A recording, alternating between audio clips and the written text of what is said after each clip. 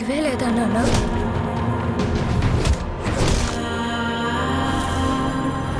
మనల్ని ఎంత హింసించి మన కష్టాన్ని దోచుకుంటున్నారు. ప్రతివాడిని వాడి పైవాడు దోచుకుంటాడు.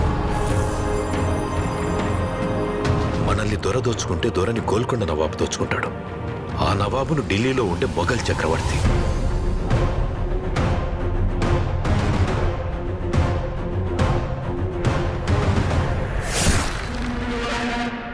మన పైనున్న ఈ దొంగలందరినీ దోచుకోవడానికి ఆ భగవంతుడు ఖచ్చితంగా ఒకరిని పంపిస్తాడు.